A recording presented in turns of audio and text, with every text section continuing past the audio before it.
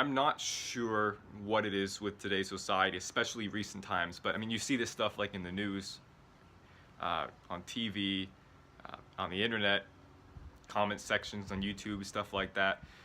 Everyone feels like they have to be right, and that's wrong because you should never feel like you're entitled to being right. You're entitled to your own opinion, but you're not entitled to being right to whatever you say. And what this is kind of degenerated into is people having a viewpoint and both making others not only see their viewpoint, but submit to their viewpoint and accept it as their own. And also, at the same time, they're ignoring the other party's viewpoints altogether. That's called willful blindness. And that's a little term by Jordan Peterson that I like to use from time to time. What you have when you've got one side trying to dominate and push against the other and make them submit is you have an argument. And argument's not what you want.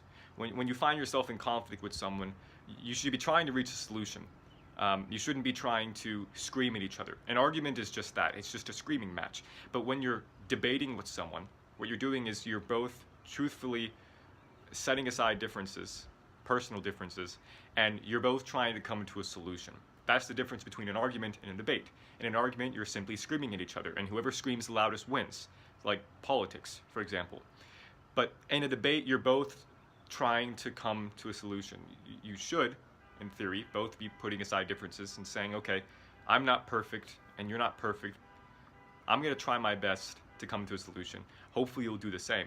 It's actually a team effort, even though it hardly ever seems that way or feels that way, at least initially. One technique that I found that's actually really helpful when you're getting in debate with someone is to repeat back to the other person what they've been saying to you. Now, this is only going to work if you've been genuinely not only paying attention, but listening to the person, putting aside your devices and other distractions, looking them in the eyes and listening to what they've been saying. Because 9 times out of 10, a lot of arguments are simply because of misunderstandings, or because one person didn't clearly hear what the other person had to say. A lot of the time it's just misunderstandings and miscommunication.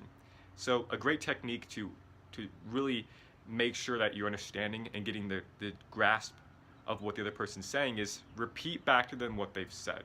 So let's say you're in a debate with someone over which political candidate has the best intentions in mind, we'll say.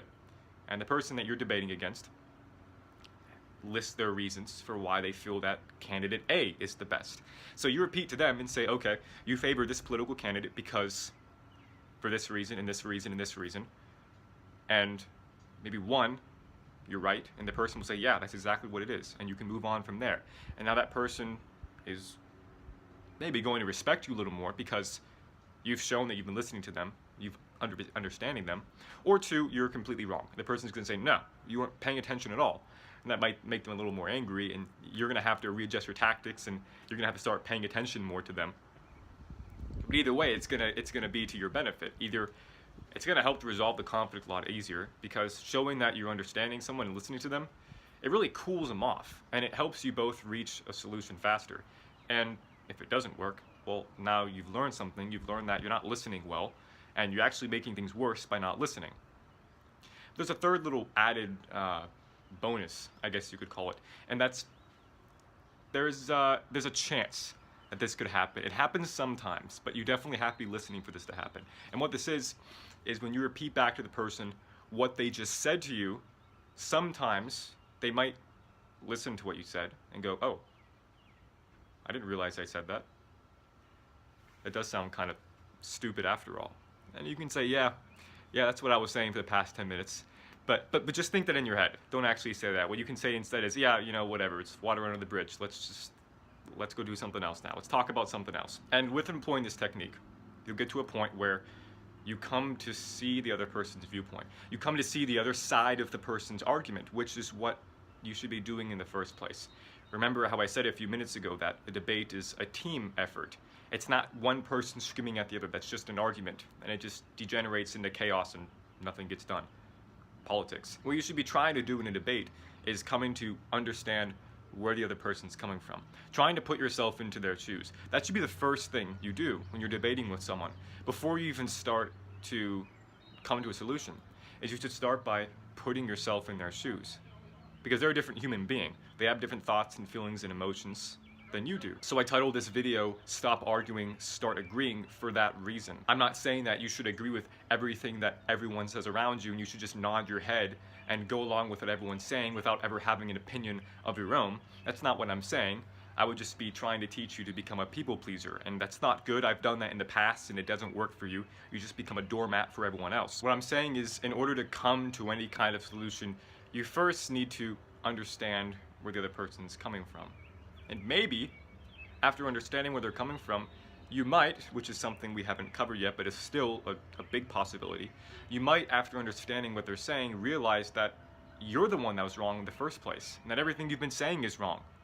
And so, this comes with listening as well, and you realize, oh, I was actually wrong the whole time, you're right. And then you agree with them. Stop arguing, start agreeing. Or at least, start to understand the other person. Start to understand the other person's viewpoint. And in doing that, you both help each other, because it's a team effort, it's cooperation. You both help each other come to a solution, instead of this domination, this battle of dominance, where one person is pushing the other and beating them into submission and forcing them to accept their viewpoint. Help the other person come to a solution.